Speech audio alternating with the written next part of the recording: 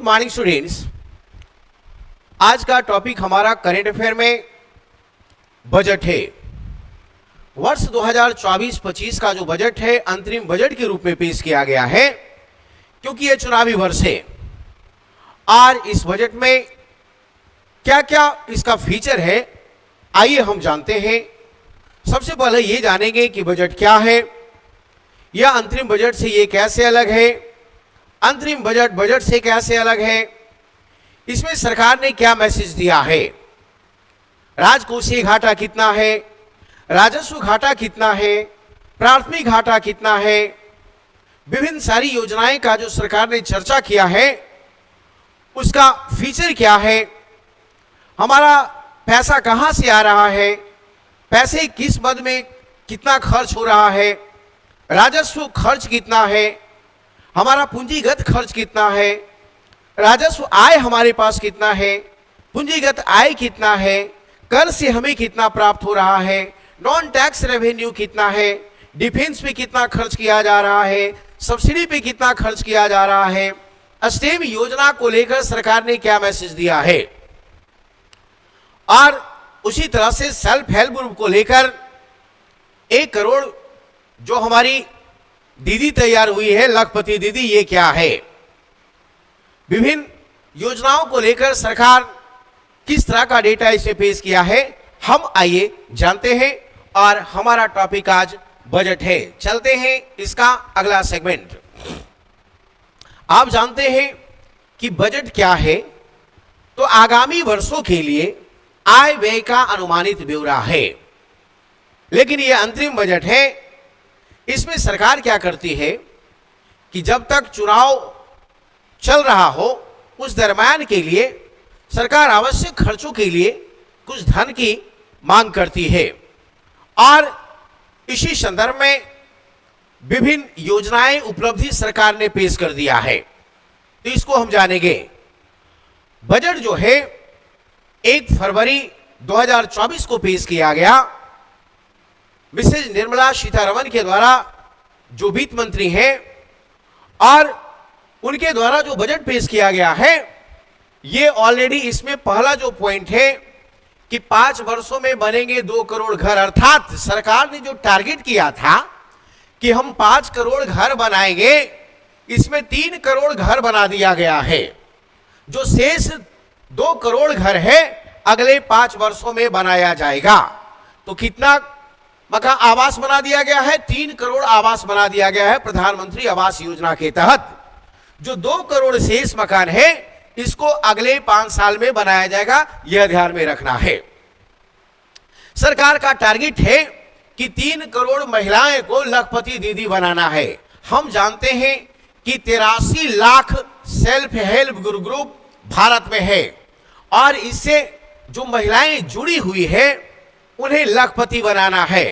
सरकार का टारगेट है 3 करोड़ महिलाओं को लखपति बनाना है, उसमें इसने 1 करोड़ टारगेट को अचीव कर लिया है। शेष 2 करोड़ महिलाओं को और लखपति दीदी बनाना है, यह सरकार का टारगेट है। प्रश्न पूछेगा कि बजट में कितने महिलाओं को लखपति दीदी बनाना है, तो 3 करोड़ महिलाओं को लखपति दीदी बनाना है, याद रखना है, जिसमें 1 करोड़ महिलाओं को लखपति दीदी बना दिया गया है। आप कहेंगे ये सेल्फ हेल्प ग्रुप क्या है, तो सेल्फ हेल्प ग्रुप स्वयं सेवी सहायता समूह है।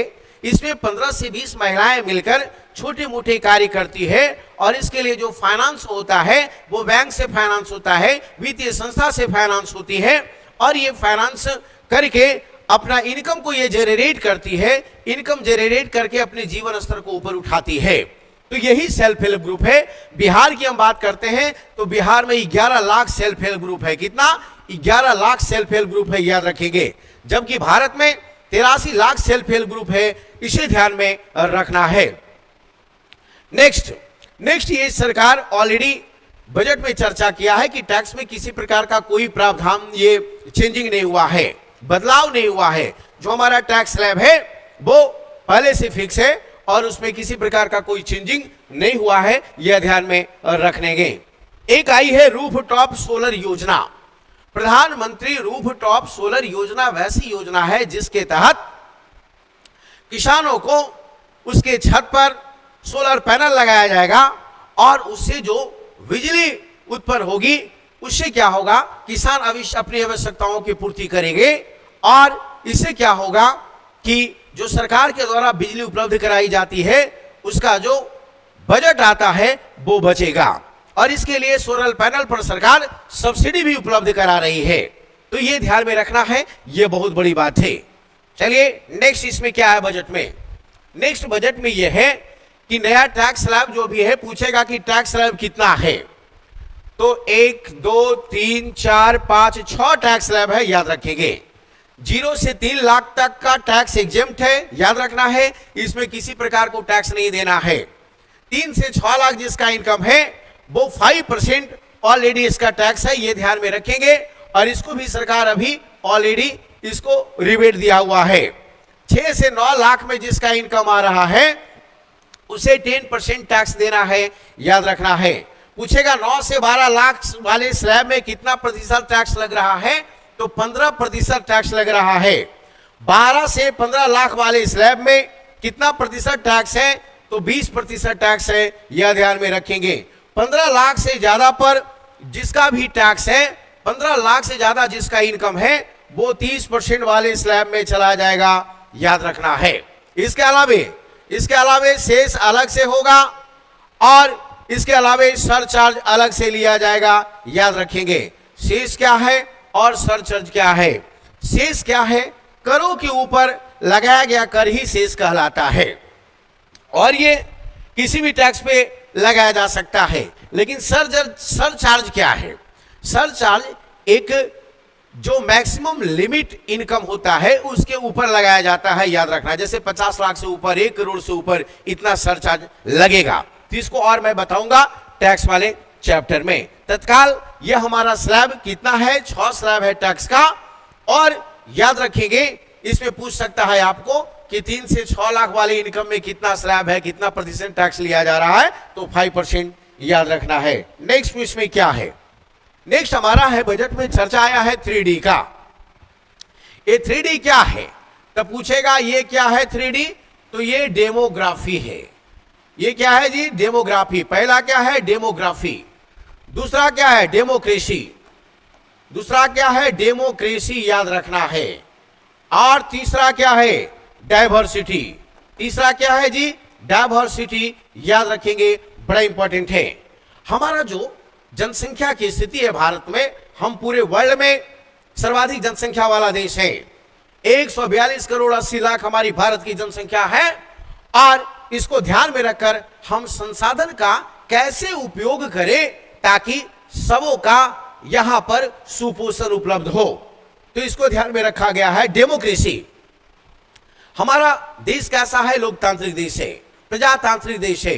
प्रजा का हित हमारा प्रथम लक्ष्य है। इसमें हम यह देखेंगे कि कोई भी व्यक्ति भूखा ना हो, इसी को ध्यान में रखकर हर हाल में प्रजातंत्र में लोगों के लिए, लोगों के द्वारा यह सरकार होती है, याद रखना है। तो यह बड़ा इंपॉर्टेंट है, इसको भी ध्यान में रखा गया है सरकार की पॉलिसी में। डाइवर्सिटी, देश में जो विविधता है, चाहे प्राकृतिक विविधता हो, चाहे जातीय विविधता हो, धार्मिक विविधता हो, जनजातीय विविधता हो, तो इन सारी चीजों को ध्यान में रखा गया है ताकि भारत के कोई भी वर्ग विकास से उपेक्षित ना हो और उसकी जो अपेक्षा है उसे सरकार पूरा करे। तो 3D का मतलब पूछेगा आपसे कि क्या होता है, तो डेमोग्राफी, डेमोक्रेसी और डाइवर्सिटी। चौथा दे देगा डिमांड और उसको छाड़ देना है। तो ये ध्यान में रखेंगे, ये क्लियर हो जाएगा। नेक्स्ट पूछेगा ये 3S का मतलब क्या है बजट में, तो एक का मतलब हो गया संस्कार। एक एस का मतलब क्या होता है, संस्कार। दूसरा का क्या होता है, संस्कृति। और तीसरा क्या होता है, सनातन, याद रखना है। ये 3 को सरकार बजट में शामिल किया है। सरकार का कहना है कि सरकार जो पॉलिसी बनाती है एक प्रकार से सनातन संस्कार को ध्यान में रखकर बनाया जाता है। सनातन संस्कार यह बताता है कि जियो और जीने दो, सबका साथ, सबका विकास और सबका विश्वास, ये सरकार का मैसेज है, याद रखना है। और जो हमारी संस्कृति है हिल मिलकर रहने का और साथ साथ जीने का उसको भी हम ध्यान में रखेंगे। पाश्चात्य संस्कृति में ज्यादा हम अपने को डुबोएंगे नहीं, क्योंकि पाश्चात्य संस्कृति जो है ऑलरेडी वैसी संस्कृति है जिसमें संसाधन का सम्मान नहीं किया जाता है।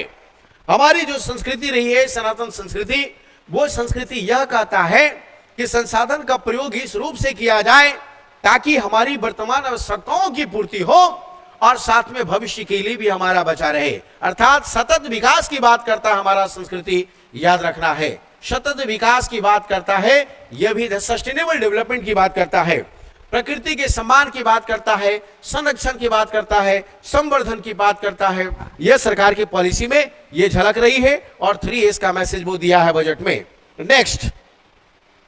नेक्स्ट इसमें है कि पूछेगा आपको बजट का ये पिलर क्या है। बजट 4 पिलर पर आधारित है, वो पिलर क्या है?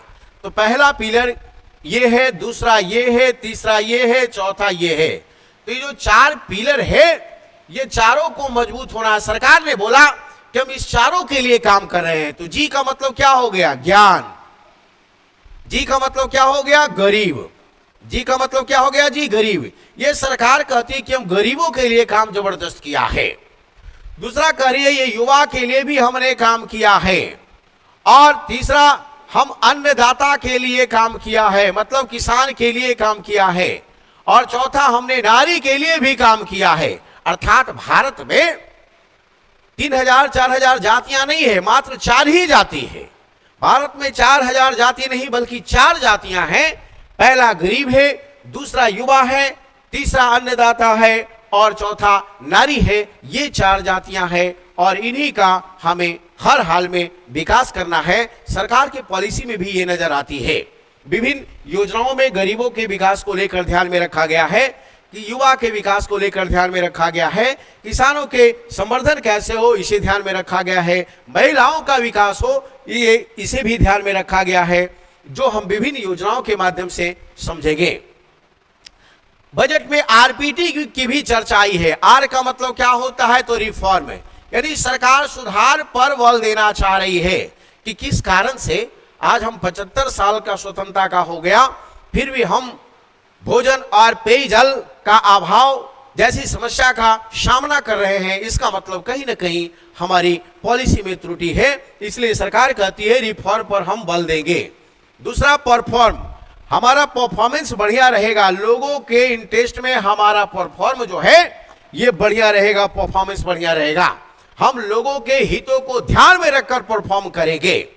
और हर हाल में टी से हो गया ट्रांसफॉर्म, यानी हर हाल में देश को बदल देना है। देश को बदलना है मतलब उसके गरीबी से बदलना है, गरीबी को अमीरी में बदलना है, असाक्षरता को साक्षरता में बदलना है, लाचारी को संसाधन में बदलना है, मानव को मानव संसाधन में बदलना है। इसका मतलब ऑलरेडी ये पूरी तरह सरकार सोच बदलने को आतुर है। आरपीटी का मतलब यही है, यह ध्यान में रखना है। आगे ही सरकार क्या कह रही है? सरकार कह रही है कि हम 2047 तक हर हाल में भारत को विकसित बनाएंगे। यानी अमृत भारत योजना यही है कि भारत 75 साल का हो गया, अगला जो 25 साल है वो अमृत काल है। ये अमृत काल में भारत का विजन कैसा होगा? भारत 100 साल का होगा तो भारत कैसा दिखेगा? इसके लिए जो हमारे पास 25 वर्ष शेष बच रहा है, ये पूरी तरह हमारे कार्य पर निर्भर कर रहा है कि 25 वर्ष में हम किस तरह का काम करेंगे ताकि हमारा 100वां वर्ष जो है वो यादगार हो और अलग हो और पूरे विश्व में ये भारत का डंका बजे और एक विकसित भारत कहलाए। इस पर सरकार विचार कर रही है और इसके लिए हर हाल में सबका साथ और सबका विश्वास होना बहुत जरूरी है, सबका विकास होना भी बहुत जरूरी है। भारत 142 करोड़ आबादी वाला देश है और इसमें यदि कोई एक वर्ग या एक व्यक्ति छूट जाता है, इसका मतलब है कि भारत विकसित नहीं कहलाएगा। हर हाल में सभी वर्गों को लेकर हमें विकास करना है। सरकार कॉम्प्रिहेंसिव डेवलपमेंट की बात करता है, समन्वित विकास की बात करता है, अर्थात सभी सेगमेंट का समान विकास होनी चाहिए, सस्टेनेबल डेवलपमेंट, इंक्लूसिव डेवलपमेंट होनी चाहिए, याद रखेंगे। इसलिए सबका साथ, सबका विकास और सबका विश्वास की बात करती है। इसलिए ऑलरेडी डेमोक्रेसी एंड डाइवर्सिटी पर विशेष बल दिया है, जिसको हमने 3D के रूप में आपको क्लियर किया है। आगे क्या है बजट में? आगे बजट में है कि सरकार ने जो खर्च किया है, आखिर ये जो खर्च कर रही है वो किस रूप में खर्च कर रही है। सरकार कहती है कि अंतरिम बजट में सरकार ने स्पष्ट कहा है, क्या कहा है? अंतरिम बजट 2024-25 जो आई है उसमें सरकार ने स्पष्ट कहा कि हम खर्च करेंगे कितना? 47,66,000 करोड़ हम खर्च करेंगे, इतना हम खर्च करेंगे, याद रखना है। और ये जो खर्च होगा ऑलरेडी कहां कहां पर कैसा खर्च होगा, तो कह रही है कि हम रक्षा खर्च पर 6,20,000 करोड़ खर्च करेंगे।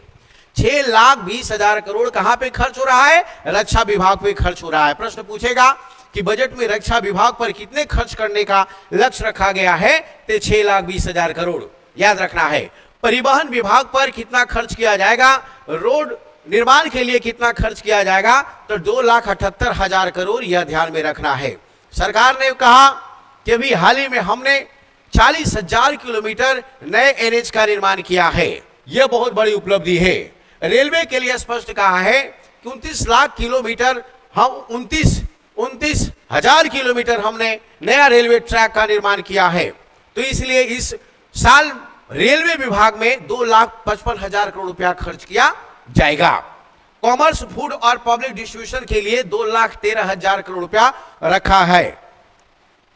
गृह मंत्रालय को 2 लाख करोड़ रुपया एलोकेट किया गया है। ग्रामीण विकास पर कितना खर्च किया जाएगा, तो 1,77,000 करोड़ रुपया खर्च किया जाएगा। केमिकल फर्टिलाइजर पर कितना खर्च किया जाएगा, तो 1,68,000 करोड़ खर्च किया जाएगा। संचार विभाग पर कितना खर्च किया जाएगा, तो 1,37,000 करोड़ खर्च किया जाएगा। एग्रीकल्चर डिपार्टमेंट को कितना पैसा दिया गया, तो 1,27,000 करोड़ दिया गया है। तो ये ध्यान में रखेंगे, ये काफी इंपॉर्टेंट है, इसी में से कोई पूछ देगा। रक्षा बड़ा इंपॉर्टेंट है, ये ध्यान में रखिएगा, 6,20,000 करोड़।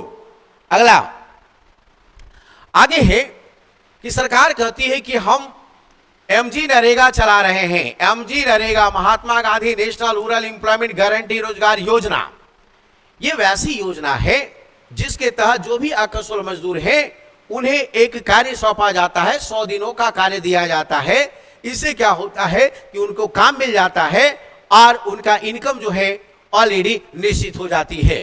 तो मनरेगा पर सरकार कितना खर्च करेगी, तो ऑलरेडी 86,000 करोड़ रुपया खर्च करेगी। कितना खर्च करेगी? 86,000 करोड़। पूछेगा प्रश्न कि मनरेगा के लिए 2024-25 में कितना पैसा खर्च किया जाएगा, तो 86,000 करोड़ रुपया खर्च किया जाएगा। और पहले से 26,000 करोड़ ज्यादा है, क्योंकि पिछला साल 60,000 करोड़ खर्च करने का लक्ष्य रखा गया था।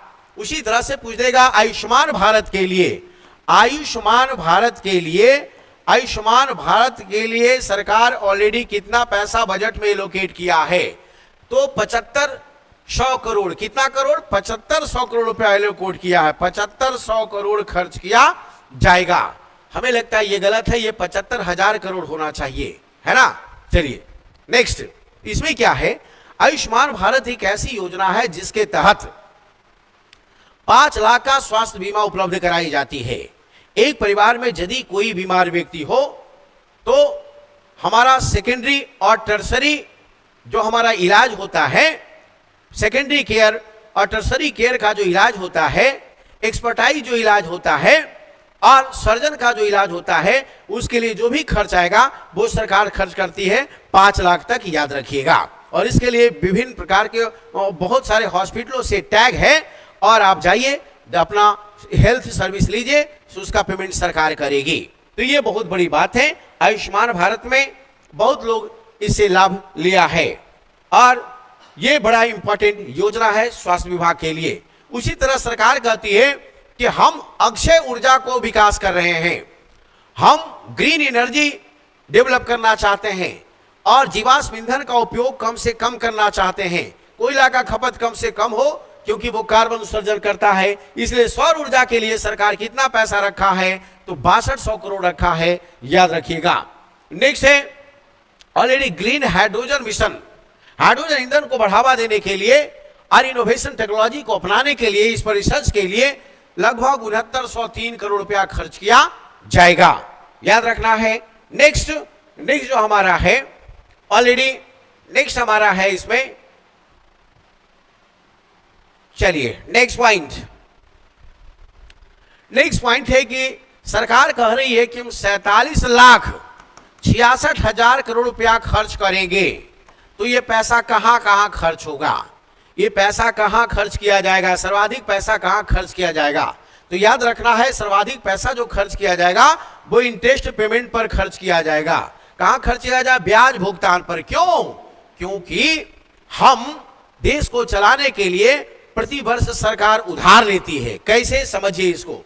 47 लाख करोड़ रुपया खर्च करना है और सरकार का टोटल राजस्व कुल प्राप्ति जो है 30,80,000 करोड़, याद रखिएगा।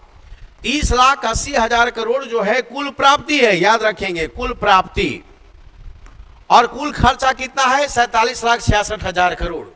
इसका मतलब है कि ये जो शेष पैसा लगभग ऑलरेडी 16-17 लाख करोड़ रुपया पड़ रहा है, ये पैसा आपको जुटाना होगा। किससे?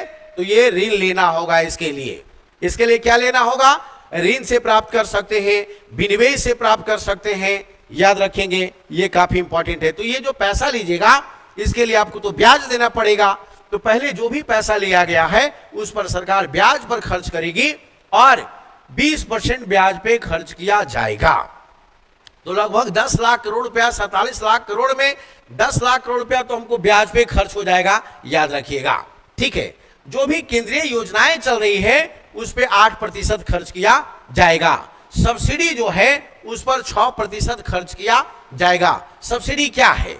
सब्सिडी एक राज्य सहायता है जिसके अंतर्गत सरकार के द्वारा कोई भी वस्तु किसी बेनिफिशियरी को उपलब्ध कराया जाता है तो वो बाजार मूल्य से कम मूल्य पर उपलब्ध कराती है। इसके लिए उसको सब्सिडी देना पड़ता है। जैसे सरकार 5 किलो अनाज दे रही है, याद रखना है। तो 5 केजी जो अनाज दे रही है, चावल दे रही है कैसे? 3 रुपए किलो। गेहूं कैसे दे रही है? 2 रुपए किलो। और मोटा अनाज कैसे दे रही है? 1 रुपए किलो। जबकि सरकार कैसे खरीद रही है? 32 रुपए किलो, 28 रुपए किलो, 15 रुपए किलो। तो ये जो 32 रुपए खरीद कर 3 रुपए पे दे रही है, एक प्रकार से ये क्या हो गया? सब्सिडी हो गया, सब्सिडाइज रेट हो गया ये, है ना। यानी इस पर कितना सब्सिडी दिया गया? 29 रुपया सब्सिडी दिया गया, याद रखना है। यानी बाजार मूल्य ये है जबकि बेनिफिशियरी को इस मूल्य पर उपलब्ध कराया जा रहा है। तो ये बहुत बड़ी बात है, याद रखना है। चलिए, डिफेंस के लिए कितना खर्च किया जा रहा है? तो कुल खर्च का 8%, 6,20,000 करोड़, याद रखेंगे। चलिए नेक्स्ट पॉइंट, कहा फाइनेंस वित्त आयोग भी रिकमेंड करती है, अनुदान के लिए वित्त आयोग द्वारा रिकमेंड किया जाता है और यहां पर भी 8% खर्च होगा। ठीक है, और जो केंद्र सरकार को जो टैक्स आती है उस टैक्स में राज्यों का भी हिस्सा होता है। तो राज्य का हिस्सा के रूप में 20% खर्च किया जाएगा, यानी 10 लाख करोड़ राज्यों को भी दे दिया जाएगा। पेंशन पे हमारा 4% खर्च किया जाएगा। जो भी सेंट्रल स्टाफ होते हैं, केंद्रीय कर्मचारी होते हैं, वो ऑलरेडी रिटायर्ड होते हैं, तो उनका जो पेंशन पहले से चला रहा है उस पर खर्च किया जाएगा, याद रखेंगे। अदर एक्सपेंडिचर को 9% रखा गया है। इस प्रकार 47,66,000 करोड़ रुपया खर्च किया जाएगा। अब पैसा आता कहां से, हम ये देखेंगे।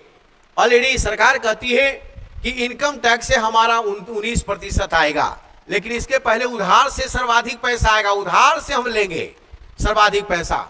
उधार से कितना आएगा? 28%, याद रखिएगा। सोच लीजिए, 100 रुपया हम खर्च कर रहे हैं तो 28 रुपया हम ऑलरेडी कहां ले रहे हैं? उधार से प्राप्त कर रहे हैं, याद रखिएगा। 128 रुपया हम उधार ले रहे हैं और 19% हमारा कितना कहां से आएगा? Income tax. इनकम टैक्स क्या है? ऑलरेडी ये डायरेक्ट टैक्स है, याद रखना है। उसी तरह से हमारा जीएसटी से कितना आ रहा है? 18%। जीएसटी से कितना आ रहा है जी? 18%। डायरेक्ट सवाल पूछेगा आपसे, याद रखना कि जीएसटी से बजट में कितना इनकम है? 18%।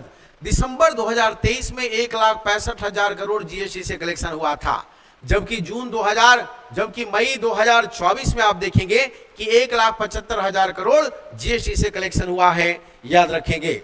तो जीएसटी क्लियर हो गया। कॉर्पोरेशन टैक्स से कितना पैसा आ रहा है? तो 17%, याद रखेंगे। ये बड़ा इंपॉर्टेंट है, इसे ध्यान में रखना है, जो बड़ा इंपॉर्टेंट है। नेक्स्ट, नेक्स्ट हमारा क्या है, नेक्स्ट आपसे पूछेगा कि ऑलरेडी इस बजट में जो हमने आपको बताया कि 47,66,000 करोड़ रुपया खर्च किया जाएगा, तो इसमें पूंजीगत खर्च कितना होगा, कैपिटल एक्सपेंडिचर कितना होगा। तो कैपिटल एक्सपेंडिचर सरकार इसमें रखा है 11,11,111 करोड़ रुपया, ये पूंजीगत खर्च होगा, याद रखना है। और राजस्व खर्च कितना होगा, राजस्व खर्च हमारा ऑलरेडी 36,54,000 करोड़ होगा, याद रखेंगे, ये काफी इंपॉर्टेंट है, इसे ध्यान में रखना है। पूछेगा कि पूंजीगत खर्च में कितनी वृद्धि की गई है, तो 11% वृद्धि किया गया है। कितना परसेंट, 11% वृद्धि किया गया है, याद रखना है। और कुल पूंजीगत व्यय 11,11,111 करोड़ रुपया खर्च किया जाएगा। ये सवाल एकदम पूछेगा, याद रखेंगे। पूछेगा ऑलरेडी 2023-24 के लिए सरकार ने रियल जीडीपी डेवलपमेंट रेट कितना रहने का अनुमान बताया है, तो 7.3% रहने का अनुमान बताया है, लेकिन आ गया कितना हो गया, 8.4% हमने हासिल किया है। तो ये बहुत बड़ी उपलब्धि है, याद रखना है।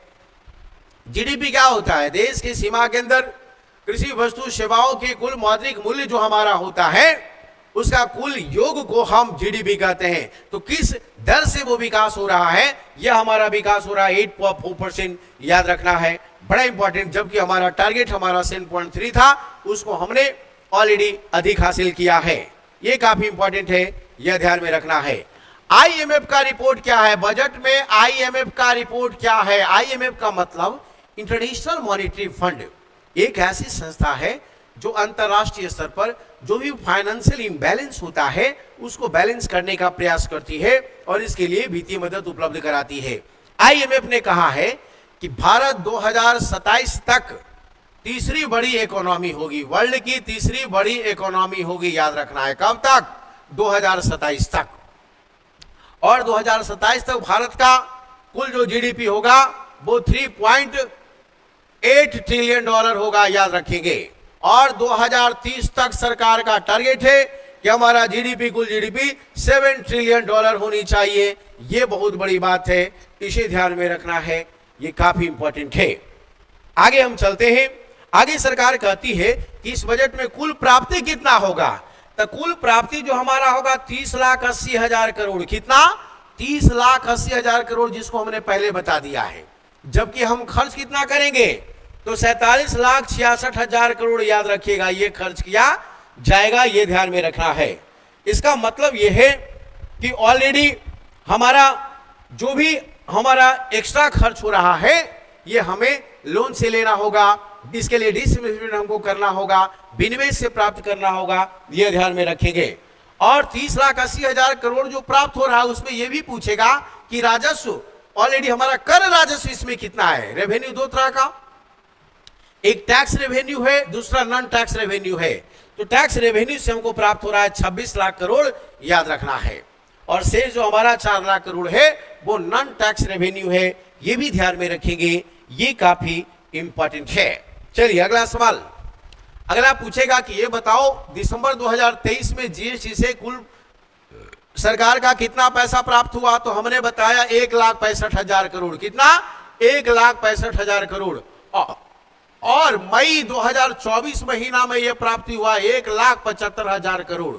ये जीएसटी जो है भारत के लिए कामधेनु सिद्ध होने जा रहा है। इससे जो पैसा आएगा देश के विकास में ऑलरेडी लगाया जाएगा और इससे देश का कॉम्प्रिहेंसिव डेवलपमेंट होगा, समग्र विकास होगा, सस्टेनेबल डेवलपमेंट होगा, इंक्लूसिव डेवलपमेंट होगा। डेवलपमेंट के लिए पैसा की जरूरत है और इसके लिए सरकार टैक्स पर विशेष बल दे रही है कि कर चोरी ना हो और ईमानदारी पूर्वक जनता का जो पैसा है उसका सदुपयोग हो देश के विकास में, याद रखना है। पूछेगा राजकोषीय घाटा, फिस्कल डेफिसिट, ऑलरेडी ये जीडीपी का कितना प्रतिशत रहने का अनुमान है। तो 2024-25 में सरकार ने बोला कि हमारा जो जीडीपी है ऑलरेडी हमारा राजकोषीय घाटा है जीडीपी का 5.1% रहेगा, जिसको हम 2025-26 में 4.5% करने का ये लक्ष्य रखा है ना। 4.5% ऑलरेडी से कम रखेगा, याद रखना है। राजकोषीय घाटा क्या होता है, जब हमारा खर्च अधिक हो जाए और इनकम कम हो, और उसको पूरा करने के लिए जो हम उधार लेते हैं, तो इस कारण से जो घाटा हमारा होता है वो क्या है? राजकोषीय घाटा, और इसको कम करने की आवश्यकता है, याद रखेंगे। चलो नेक्स्ट, और क्या नेक्स्ट है कि पूछेगा कि कॉर्पोरेट टैक्स, कॉर्पोरेट टैक्स वर्तमान में कितना है? तो 22% है। सरकारी कंपनियों पर जो भी हमारा है उसका इनकम है, उस पर लगाए जाने वाले टैक्स क्या होता है? कॉर्पोरेट टैक्स, याद रखेंगे। और ये डायरेक्ट टैक्स है, ये ध्यान में रखना है। कैसा टैक्स? Direct tax. हमारे बजट में जो कॉर्पोरेट टैक्स से पैसा प्राप्त हो रहा है, तो कुल प्राप्ति का ऑलरेडी हमारा कॉर्पोरेट टैक्स कितना है? कुल प्राप्ति का जो हमारा कॉर्पोरेट टैक्स है वो ऑलरेडी कितना है जी? कॉर्पोरेट टैक्स जो कुल प्राप्ति का है वो कितना प्रतिशत है? तो 17% है। कितना प्रतिशत? 17%। जीएसटी कितना है? 18%। और इनकम टैक्स कितना है? 9%। ये कुल प्राप्ति का ये हमारा रेशियो है। इसी में से कोई एक सवाल आपसे पूछ देगा, आप तैयार होकर जाएंगे। इसमें सरकार स्पष्ट बोला है कि नई कर व्यवस्था के तहत कोई भी व्यक्ति अपने 7 लाख का इनकम को टैक्स एग्जेम्प्ट करवा सकता है ना। 7 लाख के यदि इनकम है तो उस पर आपको कोई टैक्स नहीं लगेगा। इसमें कुछ विशेष प्रावधान है जिसके तहत सरकार से आप टैक्स छूट ले सकते हैं, याद रखना है। चलिए, सरकार कहती है कि ऑलरेडी हमने स्टार्टअप और स्टैंड अप ऑलरेडी लाया है, और इसके माध्यम से देश में स्वरोजगार को बढ़ावा दिया है। तो इसके लिए जो हमने ऑलरेडी कुछ टैक्स बेनिफिट दिया था उसको हमने बढ़ा दिया है 31 मार्च 2025 तक। इसमें टैक्स बेनिफिट सरकार देती है कि नई नई कंपनी जो खुलती है तो इतने साल तक आपको टैक्स नहीं देना होगा। तो इस प्रकार से इस टैक्स बेनिफिट को कितना दिन बढ़ा दिया है? 31 मार्च 2025 तक बढ़ा दिया गया है, याद रखना है। अगला सवाल पूछेगा सरकार ने बजट में किस पर ध्यान दिया है? तो मैं आपको पहले बता दिया कि ज्ञान पर ध्यान दिया है। GYAN मतलब गरीब, युवा, अन्नदाता और नारी पर कैसे ध्यान दिया है? सरकार का कहना है कि पिछले 10 सालों में हमने ऑलरेडी बीपीएल से एपीएल में चेंज किया है। कितने करोड़ लोगों को? तो 25 करोड़ लोगों को। 25 करोड़ लोगों को बहुआयामी मल्टी डायमेंशनल पॉवर्टी इंडेक्स से बाहर कर दिया। इसका मतलब यह हुआ कि विभिन्न संकेतों को लेकर जो गरीब था उस गरीबी से हमने उसको निकाल बाहर किया है। अर्थात उसके पास मकान है, उसके पास पेयजल की व्यवस्था है, उसके बच्चे स्कूल में ज्यादा दिन जा रहा है, उसे अच्छे पोषण की भी आवश्यकता है, उसे भोजन भी मिल रहा है, उसे कपड़े भी मिल रहे हैं, इस प्रकार से उसकी माता भी स्वस्थ है। इन सारे जो इंडिकेटर है बहुआयामी गरीबी का, उन लोगों को सेटिस्फाई करते हुए सरकार ने बोला कि भारत में 25 करोड़ ऐसे लोग हैं जो गरीब से ये बहुआयामी गरीबी सूचकांक से बाहर हो गए हैं, अर्थात बीपीएल से सीधे एपीएल में चले हैं, ये सरकार का दावा है। और शेष कितना बचा है बहुआयामी गरीबी सूचकांक में? 15 करोड़ लोग और बचा है। पूछेगा और कितना बचा है? 15 करोड़ लोग। तो कितने करोड़ इसमें लोग था? 40 करोड़ लोग था। कितना करोड़ बाहर हो गया? 25 करोड़ बाहर हो गया। अब हो गया कि कर दिया, अब ये थोड़ी जांच की विषय है ऑलरेडी। और शेष कितना है? 15 करोड़, याद रखेंगे, ये बड़ा इंपॉर्टेंट है। तो गरीब के लिए ये सरकार काम किया है। और सरकार क्या किया कि जो भी गरीब लोग हैं रोड पर स्ट्रीट वेंडर के रूप में काम कर रहा है, ठेला पर, खचिया में जो भी सब्जी फल वगैरह बेच रहा है या कोई छोटा मोटा काम कर रहा है, उस काम धंधे वालों को हमने पीएम स्वनिधि योजना के तहत 78 लाख स्ट्रीट वेंडर को हमने वित्तीय सहायता प्रदान किया है, 10,000 से लेकर 50,000 तक। और इसके लिए कोई गारंटी की आवश्यकता नहीं है, लेकिन ए नामक व्यक्ति को यदि सब्जी बेच रहा है और उसको 10,000 से 50,000 रुपये वित्तीय सहायता दे दिया जाता है तो अपने आप में बहुत बड़ी सहायता है। उस सहायता से ही, उस पूंजी से ही बहुत सारे लाभ प्राप्त करके अपने बिजनेस को बड़ा कर सकता है और धीरे धीरे अपने बिजनेस को विस्तार करके अपने जीवन स्तर को भी ऊपर उठा सकता है। तो ये बहुत बड़ी बात है। पूछेगा आपसे कि प्रधानमंत्री स्वनिधि योजना के तहत बजट में कितने स्ट्रीट वेंडर को वित्तीय सहायता देने का दावा किया गया है? तो 78 लाख स्ट्रीट वेंडर को ये सहायता देने का दावा किया गया है। सरकार कहती है कि महिलाओं को लेकर भी हमने जबरदस्त विकास किया है। कैसा विकास? विकास ये किया है, जो भी हमारा पीएम मुद्रा योजना है, micro unit development refinance agency मुद्रा योजना के तहत 3 तरह का जो लोन मिलता है, उस लोन में हमने 43 करोड़ लोगों को लोन दिया है, जिसमें 30 करोड़ महिलाएं हैं। 30 करोड़ ऑलरेडी ये महिला उद्यमी को दिया गया है लोन। 43 करोड़ लोगों में 30 करोड़ महिला उद्यमी है। ये बहुत बड़ी बात है। ये महिला सशक्तिकरण का बहुत बड़ा आधार है। महिला सशक्तिकरण एक ऐसी अवधारणा है जिसके तहत महिलाओं को आर्थिक, मानसिक और शैक्षिक रूप से विकसित किया जाए, और उसी विकास के क्रम में महिलाओं को आर्थिक सहायता दिया जा रहा है, जिससे उसका जीवन स्तर ऊपर उठेगा। सरकार कहती है कि स्टेम योजना में जो हमारा एडमिशन है वो सीधे हमारा बढ़ गया 43%। याद रखना है 43% महिला का नामांकन है। स्टेम का मतलब हो गया साइंस, टी से टेक्नोलॉजी, ई से इंजीनियरिंग और एम से मैथमेटिक्स। अर्थात स्टेम स्ट्रीम में महिला की भागीदारी बढ़ रही है। जो पहले महिला भागती थी, मैथ से, इंजीनियरिंग से डरती थी, लेकिन आज महिला इन सारी चीजों का सामना कर रही है और उसके निकट ऐसा लगता है कि ये कुछ नहीं है, अर्थात असंभव को संभव कर रही है। याद रखना है। तो स्टेम योजना में महिला का नामांकन कितना है? 43%। ये सवाल आपसे पूछ सकता है। आगे है 83 लाख स्वयंसेवी सहायताओं महिलाओं में 83 लाख सेल्फ हेल्प ग्रुप में से 1 करोड़ महिला को लखपति दीदी बना दिया गया है, अर्थात वो 1 लाख वाली महिला बन गई है। 1 लाख उसका इनकम है। उसी तरह से सरकार कह रही कि 1 करोड़ ही क्यों, हमें 3 करोड़ महिलाओं को लखपति दीदी बनाना है। तो ये सरकार का टारगेट है। याद रखेंगे, पूछेगा कितना बना दिया गया है और आगे कितना टारगेट है। 1 करोड़ महिलाओं को लखपति दीदी बना दिया गया है और 2 करोड़ महिलाओं को और बनाना है। इस प्रकार से ऑलरेडी 3 करोड़ महिलाओं को लखपति दीदी बना दिया गया है। याद रखेंगे। नेक्स्ट, 1 दशक में हायर एजुकेशन में सरकार का दावा है कि हमने 2004 से 24 तक जो शासन किया है उसमें हायर एजुकेशन में महिलाओं का एडमिशन बढ़ा है, अर्थात महिलाएं लोग उच्च शिक्षा लेना चाह रही है और 28% नामांकन में वृद्धि हुआ है। ये बहुत बड़ी बात है, ये उपलब्धि है।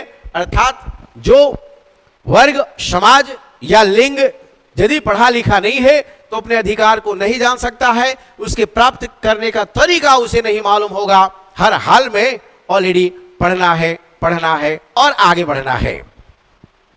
समाज में वही दहाड़ेगा जो ऑलरेडी शिक्षा रूपी शेरनी का दूध पिएगा। याद रखेंगे। तो हर हाल में इस पर जोर देना है।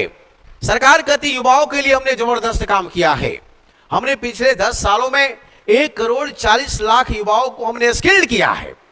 अब यदि वो स्किल्ड है तो अपना स्वरोजगार को बढ़ा सकता है, अपना काम कर सकता है, इनकम जनरेट कर सकता है और विभिन्न योजनाओं के माध्यम से वो लोन भी ले सकता है। जो भी स्किल्ड योजना से स्किल्ड है उसे स्टार्टअप इंडिया से लोन मिल सकता है, मुद्रा योजना से लोन मिल सकता है। लोन लेकर वो अपना काम आगे बढ़ा सकता है। चलो, सरकार कहती है कि किसान के लिए भी हमने काम किया है। हमने प्रधानमंत्री किसान सम्मान निधि योजना लाई है और इसके तहत किसानों को हमने साल में 3 किस्त में 6,000 रुपया उसको वित्तीय सहायता प्रदान करने का प्रयास किया है। प्रधानमंत्री किसान सम्मान निधि योजना कब आया? 1 दिसंबर 2018 को आया है। याद रखेंगे। और इसके माध्यम से 12 करोड़ किसानों को ऑलरेडी उसके अकाउंट में पैसा डाला जा रहा है। ये बहुत बड़ी बात है। Something is better then nothing. किसानों को 500 रुपया महीना अर्थात सरकार के द्वारा दिया जा रहा है। हालांकि ये कुछ नहीं है, लेकिन कुछ नहीं भला से कुछ तो अच्छा है। चलिए, तो प्रधानमंत्री के तहत कितने की किसान सम्मान निधि की कितना पैसा दिया जा रहा है? 6,000 रुपया। कितने करोड़ किसानों को दिया गया? लगभग 11 करोड़ 80 लाख किसानों को दिया गया है। याद रखेंगे, 11 करोड़ 80 लाख किसानों को ये खाते में पैसा जा रहा है। साल में 3 किस्त जा रहा है। 2,000 रुपए का किस्त, द्वितीया 6। चलो, अर्थ कहती है सरकार की प्रधानमंत्री कृषि फसल बीमा योजना के तहत जो 2016 में आया है, इसके तहत क्या है? इसके तहत यदि रबी फसल है, खरीफ फसल है और नकदी फसल है, तो जो फसल में आपका लागत है उस लागत का, यदि आपका फसल रबी है तो 1.5% उसका प्रीमियम दे दीजिए लागत का। खरीफ है तो आप 2% अपना प्रीमियम दे दीजिए और नगदी है तो 5% प्रीमियम दीजिए, और यदि आपका फसल लॉस होता है तो आपको सीधे लॉस का 1.5 गुना सरकार आपको उपलब्ध कराती है। चाहे बाढ़ हो, सुखाड़ हो, पाला हो, विभिन्न प्रकार से जो फसल नष्ट होता है उसका मुआवजा सरकार उपलब्ध कराती है। इसमें सरकार का दावा है कि हमने 4 करोड़ किसानों को कृषि फसल बीमा योजना का लाभ दिया है, तो ये बहुत बड़ी उपलब्धि है। चलो नेक्स्ट सरकार कहती है कि हमने देश में 1361 मंडी को ई नाम से जोड़ दिया है। ई नाम का मतलब हो गया इलेक्ट्रॉनिक नेशनल एग्रीकल्चर मार्केट, अर्थात जो भी कृषि बाजार है उसको ऑनलाइन कनेक्टेड कर दिया गया है। अर्थात जिस व्यापारी को जो कृषि वस्तु की आवश्यकता है वो पोर्टल पर जाएगा, जो किसान अपने वस्तु को बेचना चाहता है उस पोर्टल पर जाएगा, सेल एंड परचेजिंग पॉइंट पे ऑलरेडी उसको लगाएगा और वहीं से संपर्क करके आसानी से खरीद बिक्री की जा सकती है। ऑनलाइन खरीद बिक्री की सकती है, ये बहुत बड़ी बात है। इससे किसानों तक व्यापारियों का पहुंच आसान हो गया है और व्यापारियों तक किसानों का पहुंच आसान हो गया है। दैट इज द इनाम। ये बीपीएससी मेंस का क्वेश्चन था। नेक्स्ट सरकार कहती है कि हमने रेलवे कॉरिडोर बनाया है, जिससे क्या होगा, आसानी से वस्तु का आवागमन होगा। यात्री जो हमारा कॉरिडोर है उससे व्यापारी कॉरिडोर अलग होगा और निश्चित समय में कोई भी हमारा रेलगाड़ी, यातायात गाड़ी आसानी से एक जगह से दूसरी जगह जा सकता है और इससे क्या होगा, कनेक्टिविटी का जबरदस्त विकास होगा। और सरकार क्या कह रही है, सरकार कह रही है कि वंदे भारत एक्सप्रेस का जो डिब्बा है उसी स्टैंडर्ड के डिब्बे का हमको निर्माण करना है। कितना? 40,000 डिब्बे का निर्माण करना है। तो 40,000 डिब्बा को, रेल डिब्बा को वंदे भारत ट्रेन के डिब्बा जैसा स्टैंडर्ड में चेंज किया जाएगा। कितने डिब्बे को? 40,000 रेल डिब्बों को वंदे भारत मानक जैसे डिब्बे का निर्माण किया जाएगा और परिवर्तन किया जाएगा। उड़ान योजना के तहत सरकार कह रही है कि हवाई अड्डों का विस्तार किया जाएगा। देश में 200 हवाई अड्डे की आवश्यकता है और अभी वर्तमान में 150 हवाई अड्डा बन चुका है। भारत का 100वां हवाई अड्डा पाक्योंग हवाई अड्डा सिक्किम का है, याद रखेंगे। तो इस प्रकार से हवाई अड्डे का निर्माण होगा तो यात्री कम समय में एक जगह से दूसरी जगह आवागमन कर सकते हैं। इससे कम समय में वो अपने कार्य को संपन्न कर सकते हैं। सरकार अक्षय ऊर्जा पर विशेष बल दे रही है और इसके लिए चाहे पवन ऊर्जा हो, सौर ऊर्जा हो, ज्वारीय ऊर्जा हो, इस पर, इसके उत्पादन पर विशेष बल दे रही है और इसकी भागीदारी बढ़ेगी, जीवाश्म ईंधन की भागीदारी कमेगी। इससे क्या होगा, हमारा ग्लोबल वार्मिंग जैसी समस्याएं आज आई है उसको कमने की संभावना है। इसके लिए हम जो हमारा जीवाश्म ईंधन है उसका उपयोग कम से कम करें, कोयला आधारित संयंत्र को बंद करें और नए कोयला संयंत्र नहीं खोलें। इस पर निगरानी किसका है? IIFCC का, IPC का, यह ध्यान में रखना है। चलो कोप बैठक में हमारा इन सारी चीजों पर निर्णय लिया जाता है। रूफटॉप सोलर योजना को हमने बता दिया है कि 1 करोड़ परिवार को प्रति माह 300 यूनिट फ्री बिजली प्राप्त करने में सक्षम होगा। कब सक्षम होगा? इसके लिए उसे सोलर पैनल इंस्टॉल किया जाएगा और सोलर पैनल सरकार द्वारा सब्सिडाइज रेट पर उपलब्ध किया जाएगा। इससे जो बिजली प्राप्त होगा उससे उसका बिजली बचत होगी। सरकार से उसको बिजली खरीदना नहीं होगा, इसके लिए सरकार को पेमेंट नहीं करना होगा, उसका यूनिट बचेगा, याद रखना है। और वो स्वनिर्भर होगा अपने बिजली आवश्यकता के लिए। आगे जो है सरकार कहती है कि हेल्थ सेक्टर में हम महिलाओं को हेल्थ पर विशेष ध्यान दिया है। जो भी 9 से 14 वर्ष की लड़की है उसको सर्वाइकल कैंसर की संभावना को देखते हुए हमने वैक्सीनेशन पर बल दिया है। उसको पहले ही से ही टीकाकरण करवाया जा रहा है ताकि वो स्वस्थ और प्रसन्न मुद्रा में अपने जीवन व्यतीत कर सके। और मिशन इंद्रधनुष के तहत यूबिन प्लेटफॉर्म शुरू किया गया है। यूबिन प्लेटफॉर्म एक ऐसा प्रोभवन जैसे कोविन हुआ था, है ना, तो उसी तरह से ऑलरेडी यूबिन है, मतलब यूनिवर्सल वैक्सीनेशन है। मतलब ये कि 12 प्रकार का टीकाकरण आपको लगाया जाएगा, बच्चों को और गर्भवती महिलाओं को टीकाकरण किया जाएगा, याद रखना है। ताकि हमें प्रिवेंटिव मेजर अपनानी है। Prevention is better than cure. हर हाल में बीमारी से बचने के लिए टीका लगाया जा रहा है, याद रखेंगे, ये काफी इंपॉर्टेंट है। इसके अलावा एक सरकार और बड़ा काम किया है। ये जो आयुष्मान कार्ड है, इसमें 3 वर्ग को और शामिल किया गया है। जो भी आंगनवाड़ी की कार्यकर्ता है, आशा कार्यकर्ता है, आंगनवाड़ी कार्यकर्ता है और सहायिका है, उन लोगों को आयुष्मान भारत से जोड़ दिया। अर्थात सेकेंडरी केयर मतलब किसी एक्सपर्ट से दिखाना, एक्सपर्ट डॉक्टर से दिखाना हो, है ना, गैस्ट्रोएंटरोलॉजिस्ट से दिखाना हो, ऑन्कोलॉजिस्ट से दिखाना हो, और इसके लिए 5 लाख तक उसका खर्च है, तो उसका इलाज फ्री होगा। ये बहुत बड़ी बात है। तो आशा कार्यकर्ता और सहायकों के लिए एक प्रकार से ये वरदान साबित होगा, यह ध्यान में और रखेंगे। चलिए नेक्स्ट, इसी में सवाल आपसे पूछ देगा कि आयुष्मान भारत में किन किन लोगों को भी हाल ही में शामिल किया गया है। तो आशा कार्यकर्ता को, आंगनवाड़ी कार्यकर्ता को और सहायिका को।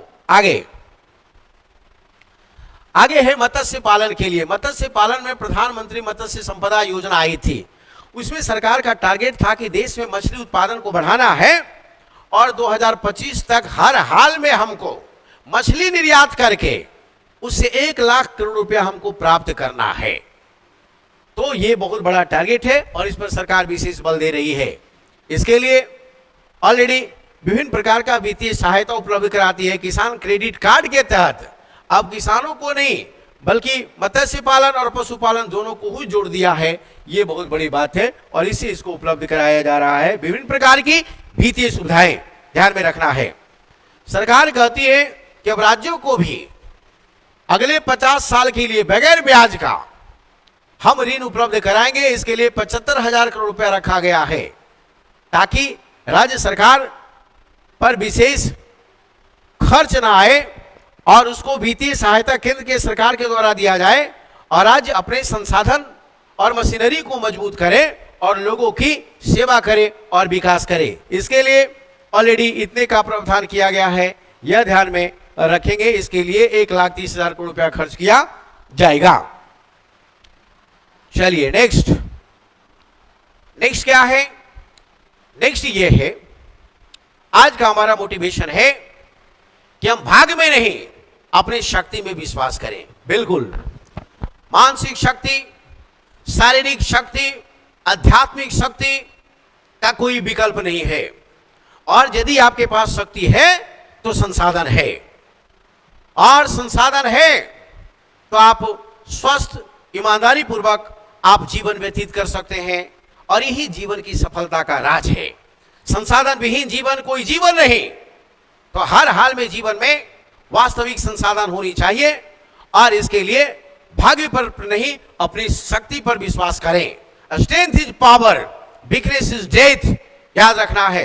यदि आप पढ़ने में कमजोर हैं, शारीरिक रूप से आप कमजोर हैं, मानसिक कमजोरी है, इसका मतलब है आप अपने लक्ष्य को हासिल नहीं कर सकते। तो हर हाल में हमारे पास स्पिरिचुअल पावर होनी चाहिए और इस पावर के बल पर अपने लक्ष्य को हासिल करके समाज में एक सम्मान पूर्वक जिंदगी जीना है। और ऑलरेडी क्योंकि जिंदगी आसान नहीं, संग्राम जिंदगी है, लड़ना इसे पड़ेगा, जो न लड़ सका है आगे नहीं बढ़ेगा। तो दैट्स ऑल, थैंक यू। कैसा लगा मैसेज करेंगे। और इसी के साथ आपका जैन रोजगार क्लासेस में आपका वेलकम है और आप आइए और जुड़िए और जो है नंबर उपलब्ध है उस पर संपर्क कीजिए। यहाँ पर बीपीएससी, रेलवे, बैंकिंग और एसएससी से संबंधित विभिन्न कोर्स की शुरुआत हो गई है और आप देर से जुड़ेंगे तो देर से पाएंगे। इसलिए जल्दी संपर्क कर हर हाल में जुड़ना है और इसका लाभ लेना है। जीएस में करंट अफेयर्स और ज्योग्राफी बिहार स्पेशल मैं देख रहा हूं। मैं Sanjay Kumar, net qualified UGC. That's all, thank you.